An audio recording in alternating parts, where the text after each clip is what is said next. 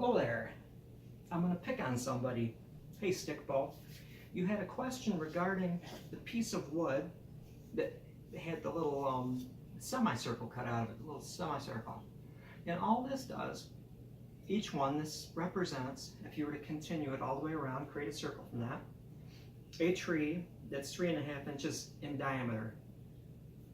This side, 3 inches in diameter. Did I say 3.5? 3 inches.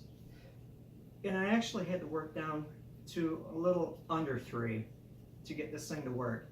And the theory of this is that I'm going to take the back of this bow and I'm going to scrape and shape it so I'm not seeing any daylight there.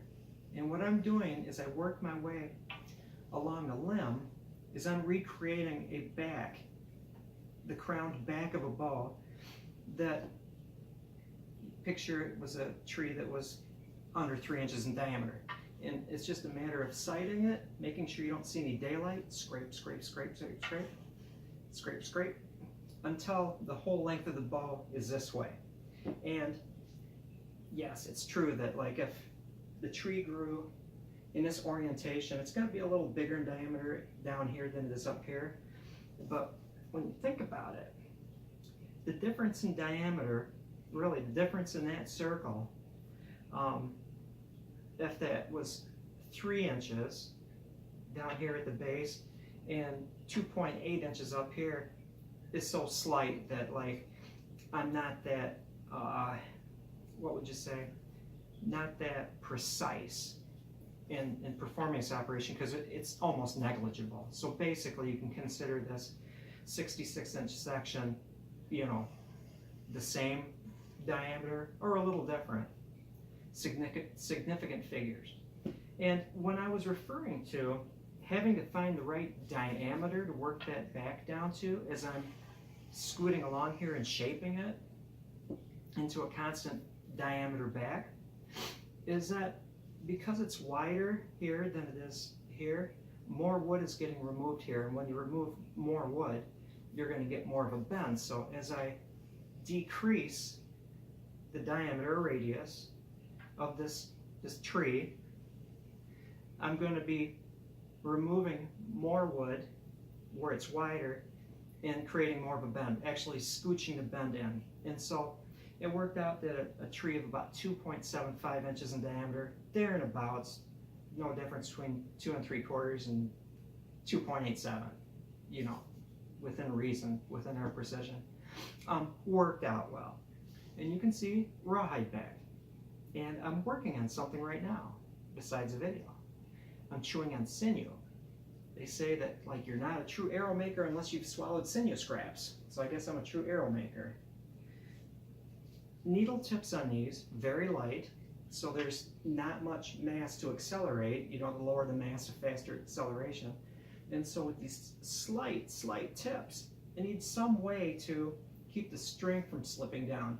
You can do it with a clever knot. There's a certain knot you can use, and it gives you a range of draw lengths, which gives you a range of draw weights. However, I'm putting,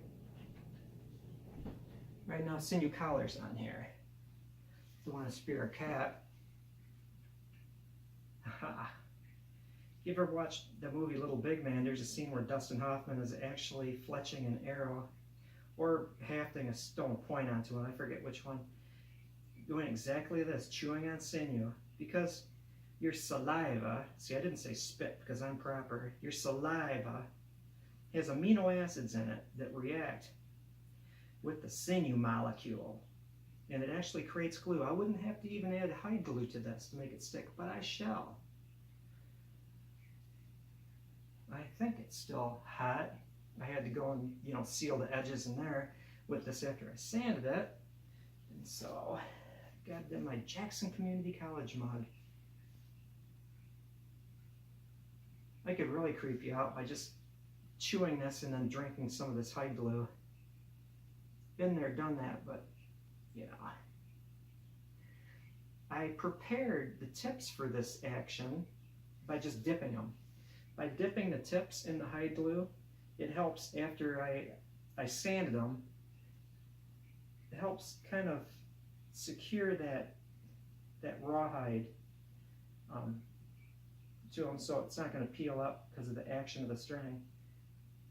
And let's see here, let's get it kind of humpy there where the string is and kind of go downhill towards the end of the ball.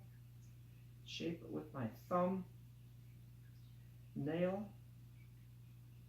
And I have to make sure it's precisely the same distance. Oh, it's a little this way, so I'm going to push it down here. And then kind of, because the string's going to go at an angle, kind of shape it this way, although it's not that critical. Sinew, when you first put it on, kind of reminds me of frosting. It looks all gloppy and stuff, but it's so neat how it shrinks and dries. Is that exactly the same? 2 fingers, watch my fingers stick. Exactly 2 fingers, there we go. There is that side, so you can check my work. And I'm zooming through here.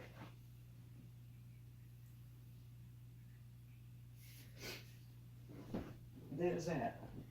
I hope I answered your questions and maybe brought more out for your purview.